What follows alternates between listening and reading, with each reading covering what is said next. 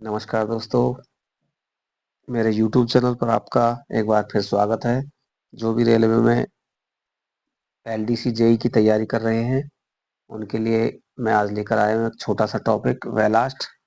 आज हम इसमें पढ़ेंगे वेलास्ट से संबंधित इम्पोर्टेंट टॉप 10 क्वेश्चनों के बारे में और थोड़ा उनको समझने का प्रयास करेंगे। जो भी क्वेश्चंस इसमें टॉप दे रखे हैं उनको डिटेल से समझने का प्रयास करेंगे ताकि आपके आसानी से वो समझ में आ जाए और आप बेहतर उनको समझ के कर सकें।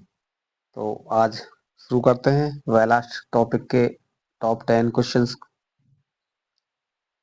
पहला क्वेश्चन है, वेलास्ट का औसत साइज क्या होता है?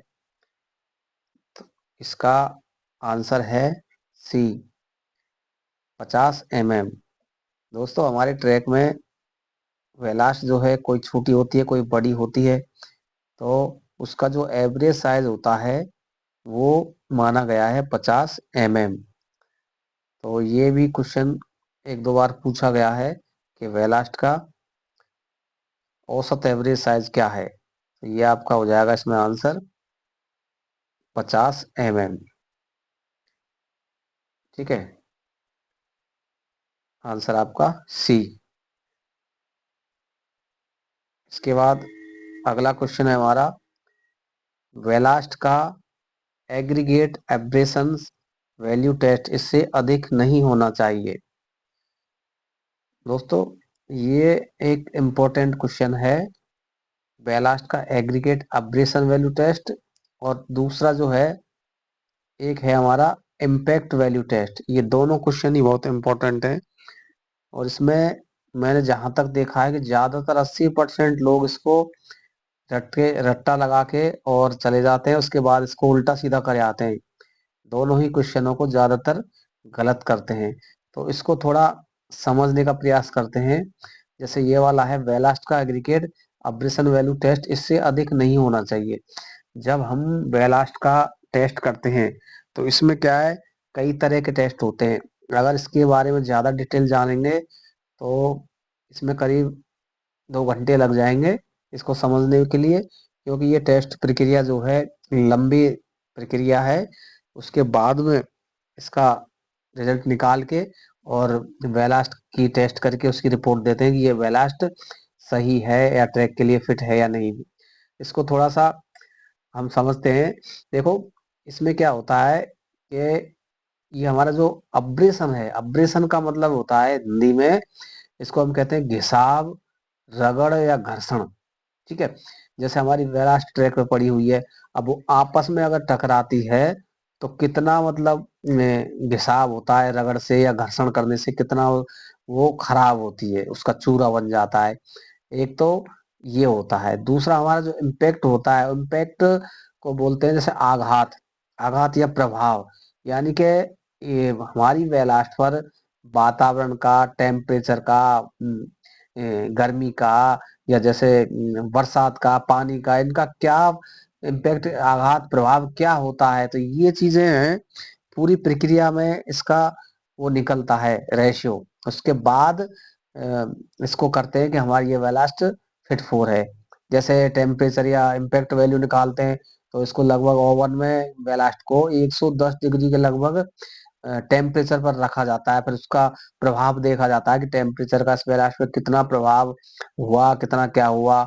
क्योंकि पत्थर की क्वालिटी क्या होती है, ऐसी होती है, किसी पे पानी का प्रभाव ज्यादा होता है, किसी का धूप पे से प्रभाव ज्यादा होता है या उस पर नुकसान होता है।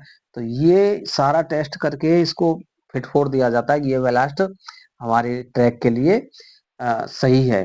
तो इसके लिए क्या करना है कि ज्यादा डीपली आपको समझना नहीं है, थोड़ा सा आप इसको ये लीजिए कि अगर मान लो ये आपको याद करना है तो आप याद कैसे करेंगे, बस ये समझना है। तो ये जैसे इसमें दे रखा है वेलास्ट का एग्रीगेट अब्रेशन वैल्यू टेस्ट। एक तो क्वेश्चन आता है अब्रेशन का, दूसरा आता है इम्पैक्ट का। तो इसका सही आंसर आपका हो जाएगा क्या बोलते हैं, बी, वेलास्ट का एग्रीगेट अब्रेशन वैल्यू टेस्ट इससे अधिक नहीं होना चाहिए। यानी उसका घिसाव, रगड़न, घर्षण जो होती है वो 30% से ज्यादा नहीं होनी चाहिए, इसका जो मान आता है। यानी कि इसमें क्या करते हैं, इसको कूटते भी हैं, रगड़ते भी हैं, उसके बाद उसका जो जितना चूरा बनता है उसकी कैलकुलेशन करके उसके वेट के हिसाब से उसको परसेंटेज में निकाला जाता है फार्मूले से, तब जाके इसका अब्रेशन वैल्यू निकल के आता है। अगर मान लो वेलास्ट ज्यादा हमारी ज्यादा खराब होगी या रगड़ घिसाव या घर्षण से अब्रेशन मान इसका ज्यादा निकलेगा, तो वो ज्यादा जल्दी खराब हो जाएगी, तो उसको ट्रैक में यूज लेने से कोई फायदा नहीं है। तो ये चीज इसमें है, अब्रेशन वैल्यू जो है इसकी 30% से अधिक नहीं होनी चाहिए। और दूसरा जो है हमारा इम्पैक्ट वैल्यू है। इम्पैक्ट वैल्यू की बात करें तो ये 20% से अधिक नहीं होना चाहिए, यानी इसका टेम्परेचर का प्रभाव या बरसात पानी का इसका जो असर है वो उस 20% से अधिक नहीं होना चाहिए। अब इसमें क्या है, मान लो हमको याद रखना है तो हम क्या करेंगे, इन दोनों चीजों को लिख लेंगे। जैसे इधर आपने लिखा अब्रेशन, ठीक है, अब्रेशन लिख लिया, अब्रेशन, और अब्रेशन के बाद आपने लिख लिया इम्पैक्ट, इम्पैक्ट, ठीक है। इसमें आंसर तो ये सबको पता होता है कि एक का आंसर 20 है और दूसरे का आंसर 30 है, 20% और 30%। इसमें क्या करते हैं कि अब्रेशन का मान 30% की जगह कर देते हैं 20%, इम्पैक्ट का मान जो 20% है उसकी जगह कर आते हैं गलती से 30%। तो इसको क्या है, आप ये समझना थोड़ी देर इसको याद रखने के लिए कि अब्रेशन जो लिखा हुआ है इसमें आप अगर काउंट करोगे तो इसमें अक्षर है चार, 1 2 3 और 4, इसमें 4 अक्षर हैं, ठीक है। और दूसरे इम्पैक्ट में 1 2 3 4 5 अक्षर हैं, ठीक है। यानी कि जिसमें ये जो छोटा है ये छोटा है, तो छोटे में तो आपका हो जाएगा सीधा बड़ा आंसर, 4 अक्षर हुए ये छोटा हुआ, इसका आंसर हो जाएगा बड़ा। और ये वाला जो है इम्पैक्ट वैल्यू है, इसमें आप 5 कैलकुलेट करो, 1 2 3 4 5, 5 अक्षर हैं, 5 से ये ज्यादा हो जाएगा तो इसका हो जाएगा छोटा आंसर, ठीक है। इसको याद ये रखना है, यानी जिसका मान ज्यादा है परसेंटेज में उसमें अक्षर कम है, और जिसका मान कम है उसमें इधर अक्षर ज्यादा है, यानी कि उल्टे हैं, एक दूसरे के विपरीत में है। अगर आप इसको ऐसे याद रखोगे ना तो सीधा आपको कंफ्यूज होने की जरूरत नहीं है, आपके दिमाग में सीधा बैठ जाएगा। जिसका ये छोटा अक्षर है, जिसमें कम अक्षर है उसका मान अधिक होगा, और जिसमें यहाँ ज्यादा अक्षर है उसका यहाँ मान कम होगा। उल्टा हो रहा है सीधा सीधा, ज्यादा अक्षर कम मान और कम अक्षर अधिक मान, परसेंटेज इसमें अधिक है। तो इसको आप क्या है ऐसे आसानी से याद रख सकते हो। अगर आप ऐसे याद नहीं रखते हो तो आप निश्चित मान लेना या तो रट्टा लगाओगे या इसको गलत करके आओगे, ठीक है। तो इसको ऐसे समझ लेना, अब्रेशन 4 अक्षर, अधिक छोटा मान, मतलब कम अक्षर यानी अधिक मान, और जिसमें ज्यादा अक्षर है उसका मान कम। तो ऐसे इन दोनों को आप याद कर सकते हो, ठीक है। अब चलते हैं अगले क्वेश्चन पर। इसमें है वेलास्ट का वाटर अवशोषण टेस्ट इससे अधिक नहीं होना चाहिए। इसका आपका आंसर हो जाएगा 1%, आंसर 1%। इसमें क्या होता है, वाटर अवशोषण का मतलब है जो हमारी वेलास्ट है उसमें पानी सोखने की जो क्षमता है वो 1% से अधिक नहीं होनी चाहिए। क्योंकि पत्थर वेलास्ट पत्थर की बनी होती है, पत्थर की क्वालिटी क्या होती है, किसी की ऐसी होती है कि ज्यादा पानी सोखता है, कोई कम सोखता है। तो उसके हिसाब से हमें क्या चाहिए कि जब भी बारिश हो ट्रैक पे पानी गिरे तो ये ज्यादा जो है हमारा पानी ना सोखे वेलास्ट, तो हम वो क्वालिटी छांटेंगे जो वेलास्ट हमारी पानी कम से कम सोखे, क्योंकि ज्यादा पानी सोखेगी तो जल्दी खराब होगी। इसलिए इसमें वाटर अवशोषण जो इसका टेस्ट किया जाता है उसमें ये देखा जाता है कि कितना पानी, जैसे पानी में मान लो यहाँ पानी भर के इसमें आपने बैलास्ट डाल दिया, बैलास्ट का वजन ले लिया, पानी का वजन ले लिया, उसके बाद जब बैलास्ट बाहर निकाली उसके बाद इसमें कितना पानी बचा, उसका टोटल वजन कितना हुआ, उससे ये परसेंटेज निकाल के और ये देख लेते हैं कि कितना ये पानी सोखती है। तो जो बैलास्ट कम से कम पानी सोखेगी वो बैलास्ट हमारे लिए अच्छी मानी जाएगी। तो इसका बेलास्ट का वाटर अवशोषण टेस्ट जो होता है ये 1% से अधिक नहीं होना चाहिए। लेकिन इसमें क्या है, थोड़ी, ये आंसर तो अपना सही है, लेकिन इसमें क्या है, थोड़ी छूट दे रखी है। जैसे सीटी अगर चाहे, हमारे चीफ ट्रैक इंजीनियर या कंस्ट्रक्शन में सीईओ जो अगर चाहे, तो उनकी परमिशन से इसको हम 2.5% तक कर सकते हैं। ठीक है, लेकिन इस क्वेश्चन के हिसाब से इसका आंसर यही होगा, 1%।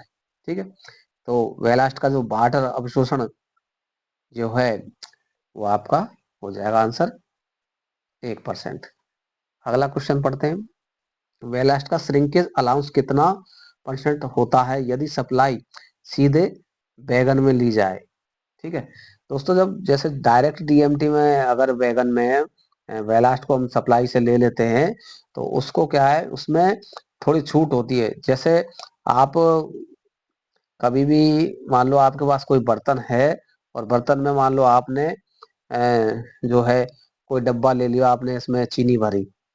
ठीक है, आपने सीधे इसमें चीनी डाल दी, उसके बाद ये फुल भर गया, उसके बाद भी क्या है, आपके पास थोड़ी जगह बच गई। जगह बचने के बाद वो चीनी बच गई, उसके बाद आप क्या करोगे, इसको ठोकने का प्रयास करोगे। जैसे ही आप इसको ठोकोगे, तो ये इसमें थोड़ी और जगह बन जाएगी, तो उसमें और चीनी कर सकते हो। ये क्या है, इसको बोलते हैं श्रिंकेज, यानी संकुचन या सिकुड़न जिसको बोलते हैं। तो ऐसे ही जब हम बैलास्ट वहां से लेते हैं, तो वो क्या है कि वहां से तो पूरी भर के आती है। ठीक है, वहां से वेलास्ट तो उसमें बैगन में सीधी पूरी भर के आएगी। लेकिन क्या है कि जैसे हमारी डीएमटी कभी ब्रेक लगाएगी, कभी झटके लेगी, कभी हमारा ट्रैक सही से नहीं होगा, तो उसमें इधर उधर हिलेगी। तो उससे क्या है, हमारी जो बैलास्ट उसमें फुल भरी थी, वो बैलास्ट हमारी कम हो गई।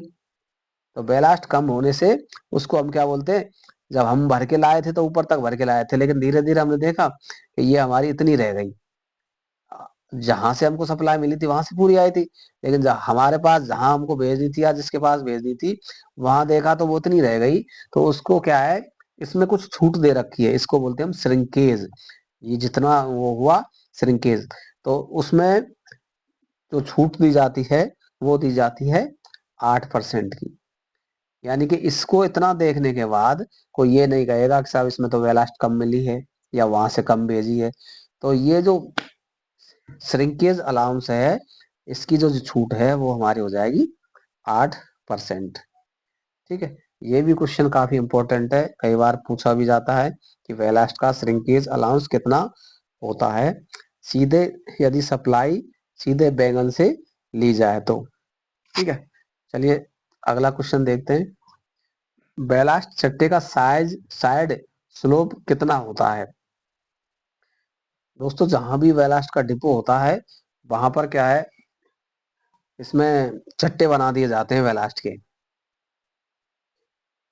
चट्टे के बाद ऐसे ही ये चट्टा होता है, ये वाला।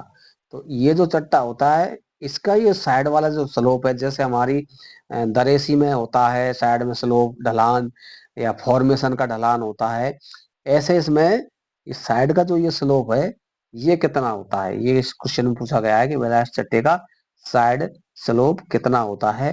तो ये आपका हो जाएगा 1.5:1, यानी 1.5:1 का इसका ढलान होता है। ठीक है, इसके बाद चलते हैं नेक्स्ट क्वेश्चन। बेलास्ट मापने के छन्ने का साइज क्या होता है? जो बेलास्ट नापी जाती है, उस छन्ने का साइज हमारा होता है 100 centimetre into 70 centimetre into 10 centimetre. ये इसकी छन्ने की साइज होती है। इसके बाद पढ़ते हैं अगला क्वेश्चन। बेलास्ट चट्टे का घनत्व समतल या मैदानी इलाकों में कम से कम होना चाहिए। यानी कि जो डिपो में, जहां भी डिपो होते हैं बेलास्ट के, वहां पर इनका चट्टा लगाया जाता है बेलास्ट का। तो वो जो चट्टा लगाया जाता है, उसका टोटल जो घनत्व होता है, उसका जो टोटल घनत्व होता है, जो मैदानी या समतल क्षेत्र, जहां भी प्लेन एरिया है, उबड़ खाबड़ नहीं है या पहाड़ी या ऐसे क्षेत्र नहीं है, वहां पर उस चट्टे का जो घनत्व होता है वो 30 घन मीटर होता है मैदानी क्षेत्रों में। इतना बड़ा जो चट्टा है उसका पूरा एरिया उसका जो है 30 घन मीटर में होता है। ये होता है मैदानी क्षेत्र में।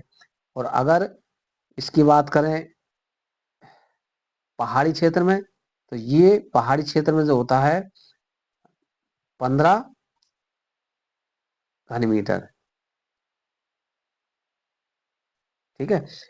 मैदानी या समतल क्षेत्रों में हो जाएगा 30 घन मीटर, और अगर पहाड़ी इलाकों में पूछे तो 15 घन मीटर। इससे कम नहीं होना चाहिए, इससे ज्यादा हो सकता है जो उसका साइज होता है पूरा एरिया उसका, जो चट्टे होते हैं बैलास्ट के डिपो में। तो ये वाला 30 घन मीटर समतल क्षेत्र में, और जो पहाड़ी इलाके होते हैं वहां पर 15 घन मीटर, इससे कम नहीं होना चाहिए। अगला next question, ballast over size मानी जाएगी यदि 65 mm छलने पर इससे अधिक रुकती है। ठीक है। तो इसमें दो क्वेश्चन आते हैं, एक तो बैलास्ट की ओवर साइज कब मानी जाएगी, ठीक है, और दूसरा एक आता है कि बैलास्ट अंडर साइज कब मानी जाएगी। ठीक है। तो इन दोनों को पहले क्वेश्चन देख लेते हैं, उसके बाद थोड़ा इसको डिटेल से बता दूंगा। दोस्तों ये बैलास्ट ओवर साइज मानी जाएगी यदि 65 mm छलने पर इससे अधिक रुकती है। तो ये 10% आपका इसका आंसर हो जाएगा। 10% से अधिक अगर 65 mm छलने पर रुकती है तो ये ओवर साइज मानी जाएगी। और अगर इसी तरह से जैसे बैलास्ट अंडर साइज कब मानी जाएगी, जब 20 mm छलने पर मशीन से टूटी हुई इससे कम रुकती है। मशीन से टूटी हुई अगर 98% से कम रुकती है 20 mm छलने पर, तो ये आपकी मानी जाएगी अंडर साइज बैलास्ट। ठीक है। ओवर साइज और अंडर साइज दोनों का क्वेश्चन हो गया। अब थोड़ा इसको समझ लेते हैं डिटेल से। ठीक है दोस्तों, क्या होता है जो हमारी बैलास्ट होती है उसके जो छलने होते हैं उसमें 3 तरह के छलने होते हैं। एक आपका हो गया 65 mm का, ठीक है, दूसरा होता है इसमें 40 mm का, और तीसरा होता है 20 mm का। छलने का मतलब जाली, जो जाली होती है वो। तो इसमें क्या हुआ, एक तो क्या है कि मेन चीज इसमें जो जाली होती है उसमें छूट कितनी होती है। आपका अगर ये 65 mm वाली जाली है तो इस जाली में कोई जाली सकड़ी भी हो सकती है, कोई जाली चौड़ी भी हो सकती है। तो वो चौड़ी और सकड़ी जो भी है वो उसमें कुछ तो छूट दे रखी है। उससे ज्यादा अगर वो है तो जाली बेकार है। तो अब छूट कितनी होती है, मान लो आपकी 65 mm की जाली है तो उसमें आप प्लस माइनस 1.5 mm ये छूट है। यानी कि 1.5 mm या तो वो सकड़ी हो सकती है जाली 65 mm की, या 1.5 mm चौड़ी हो सकती है। इससे ज्यादा अगर उसमें गड़बड़ है तो वो बेकार मानी जाएगी। इसी तरह 40 mm वाली जो है उसमें भी 1.5 mm प्लस माइनस की छूट रहती है। इसी तरह 20 mm वाली जो जाली है उसमें भी प्लस माइनस 1 mm की छूट रहती है। ये तो हुई दोस्तों जाली की बात। ठीक है, ये आपकी हो गई जाली। ठीक है। अब जैसे आपकी जाली है, ये आपकी जाली है जैसे ऐसी। ठीक है, ये आपकी हो गई जाली। इसमें ऐसे बने होते हैं खाने। मान लो ये 65 mm की जाली है, ठीक है, तो ये वाला जो देख रहे हो ये खाने बने हुए हैं। ये 1.5 mm प्लस माइनस में या तो चौड़े हो सकते हैं या सकड़े हो सकते हैं। ऐसे ही 40 mm वाली जाली है, ऐसे ही 20 mm वाली जाली है। तो ये जो खांचे बने हुए हैं इसके, इनमें ये टॉलरेंस मैंने आपको बता दिया। ठीक है। अब बात कर रहे थे हम ओवर साइज और अंडर साइज की। मान लो ये 65 mm की जाली है, इस पे कितनी गिट्टी रुकनी चाहिए, तब वो उसका क्या सिस्टम है, कितना हम उसका पेमेंट करेंगे। जब भी हम सप्लाई लेते हैं तो उसको उसकी साइज को नापते हैं। साइज के बाद में ऐसा तो नहीं है कि हमें मान लो 65 mm की साइज की बैलास्ट चाहिए और उस पर पता लगा कि 80 mm या 100 mm या बड़े बड़े पत्थर ही आ रहे हैं पूरे बैलास्ट में, तो उसको हम सप्लाई में नहीं लेंगे।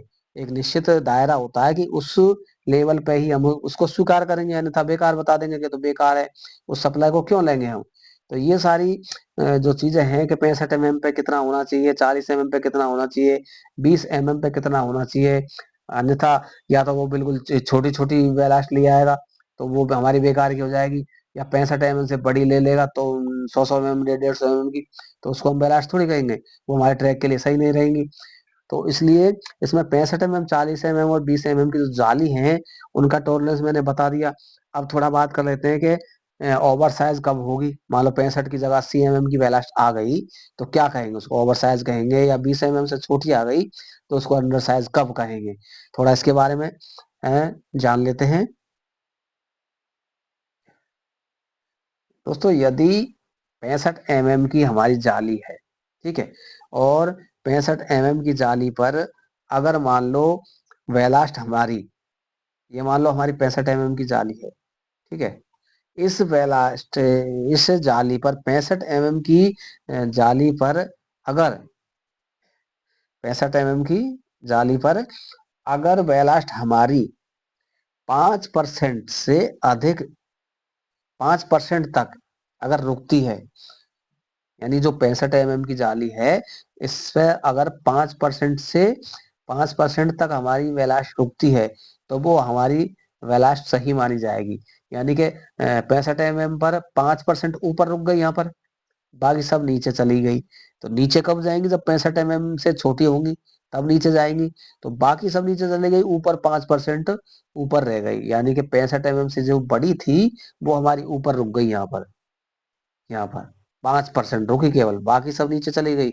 तो ये हम इसको बैलास्ट को ठीक मानेंगे कि बैलास्ट हमारी ठीक है, ठीक है। अब अगर इससे मान लो 5% से अधिक रुकी, 5% तक तो कोई दिक्कत नहीं है, 5% से कितनी, 10% तक अगर रुकी इसके ऊपर, बाकी सब नीचे चली गई, तो हम क्या करेंगे, जो सप्लाई देने वाला है या उसको रेलवे क्या करेगी, उसको जितना पेमेंट करेगी इस बैलास्ट का, उसका 5% उसमें काट लेगी। यानी कि उसको मान लो 100 रुपए दिए या जो भी दिया, 100% जितना पेमेंट करना था उसमें से 5% पैसा काट लेगी, ठीक है। 10 कितनी, अगर 10% रुकी तो, और अगर मान लो इस पर 10% से ज्यादा रुकी तो, 65 mm पर अगर 10% से ज्यादा रुकी तो क्या करेंगे, उस पूरे चट्टे को, बैलास्ट के चट्टे को पूरे को क्या कर देंगे हम, कैंसिल कर देंगे। क्यों, अगर 10% से ज्यादा 65 mm पर रुकती है तो ये क्या हो जाएगा, हमारा ओवर साइज गिट्टी हो जाएगी। तो यही क्वेश्चन अभी था कि 65 mm की जाली पर कितने परसेंट से अधिक रुकने पर उसको क्या मानेंगे, ओवर साइज मानेंगे। तो वो गिट्टी क्या हो गई हमारी, ओवर साइज हो गई। 65 mm पर 10% से अधिक नहीं रुकनी चाहिए, 5% तक हमारी छूट है, 5 से 10 तक अगर रुकती है तो हम उसके पैसे में से 5% पैसा काट लेंगे, जितना भी पेमेंट दिया जाएगा उसमें से 5% कम देंगे। भाई आपकी गिट्टी जो है ओवर साइज है, हमारे ट्रैक के लिए ठीक नहीं है, उसको 95% पेमेंट कर देंगे। और अगर 10% गिट्टी ओवर उस पर रुकती है ऊपर तो ये हो जाएगी हमारी ओवर साइज, ठीक है। ये हमारा हुआ 65 mm जाली पर। अब बात करते हैं मान लो इससे अलग, 65 mm के बाद बात करते हैं हम 40 mm की, ठीक है। 40 mm समझ लेते हैं थोड़ा। 40 mm पर अगर मान लो ये हमारी जाली है, ये वाली जाली हो गई 40 की, पहले हमने पढ़ी 65 की, ये हो गई 40 की। इसका सिस्टम क्या है, 40 mm जाली पर हमारी जो बैलास्ट है वो रुकनी चाहिए 40 से 60%, ठीक है। इस पर कितनी रुकनी चाहिए, 40 से 60% रुकनी चाहिए, बाकी नीचे चली जानी चाहिए।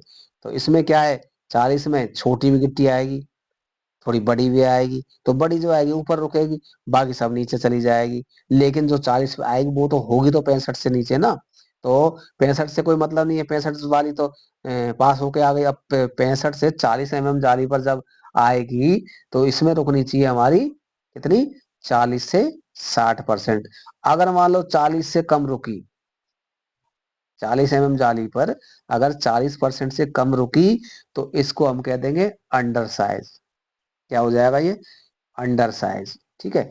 और अगर ये 40 से 60% के बाद अगर ये 60 से 65% तक रुकती है, ठीक है, कितनी, यहां तक तो ये तो 40 से 60 तो हमारी सही है।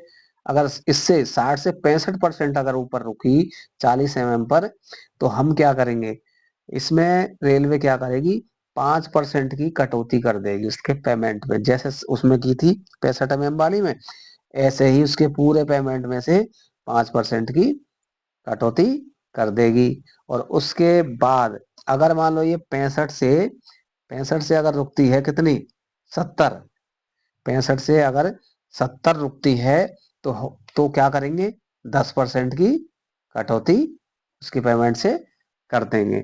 और अगर 70 से अधिक रुकी तो फिर वो चट्टा पूरा कैंसिल हो जाएगा, उसको पूरी बैलास्ट को कैंसिल कर देंगे, उसको कोई लेगा नहीं, रेलवे उसके लिए मना कर देगी, ये बैलास्ट हमें नहीं चाहिए। ये हो गया दोस्तों हमारा 40% उस पर। अब इसमें अंडर साइज भी बता दिया आपको, 40 से नीचे वाली जो आएगी, 40% से नीचे जो रुकेगी अंडर साइज में जाएगी, और 70% से ऊपर अगर गई तो वो हमारी रिजेक्ट हो जाएगी, वो नहीं ली जाएगी। इसके बाद बात करते हैं 20 20 जाली की। ये हमारी 20 जाली हो गई। इसमें क्या होता है दोस्तों, जैसे ये बैलास्ट क्या है, दो तरह की होती है, एक तो मशीन से टूटी हुई बैलास्ट होती है, एक हाथ से टूटी हुई बैलास्ट होती है। कहीं कहीं पर आजकल तो ज्यादातर मशीन से ही टूटी हुई आती है, लेकिन कहीं कहीं हाथों से तोड़ी हुई या हथौड़े से तोड़ी हुई बैलास्ट भी यूज होती है। तो इसमें क्या है, जो 20 जाली है, इस पर क्या होता है, अगर मशीन से टूटी हुई गिट्टी है इस पर 20 जाली पर, तो ये हमारी रुकनी चाहिए 98%। ये 98%, क्योंकि जाली हमारी सबसे छोटी है 20 की। अगर इस पर नहीं रुकी तो सब नीचे चली जाएगी, यानी कि इसकी में हो गया अगर निकल गई तो 20 से छोटी हो जाएगी वो। जो 20 से छोटी होगी तो वो अंडर साइज हो जाएगी, कोई काम की नहीं रहेगी 20 से छोटी वाला। तो ये क्या है, इस पर कितना रुकना चाहिए, 20 जाली पर 98%। ठीक है, इतना तो रुकना चाहिए, कौन सी, मशीन से टूटी हुई।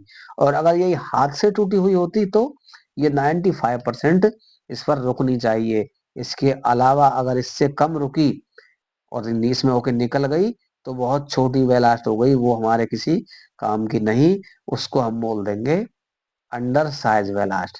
मशीन से टूटी हुई रुकनी चाहिए 20 पर 98%, और हाथ से टूटी हुई 95% रुकनी ही चाहिए, यानी कि 2% अगर नीचे चले जाए, निकल जाए तो कोई दिक्कत नहीं है। ये क्वेश्चन भी हमारा था कि 20 चलने पर जाली पर कितनी अंडर साइज बैलास्ट कब मानी जाएगी, अगर रुकेगी 98% से कम, उस पर ऊपर रुकती है तो वो मानी जाएगी हमारी अंडर साइज बैलास्ट। ठीक है। तो दोस्तों ये था हमारा आज का टॉपिक बैलास्ट का।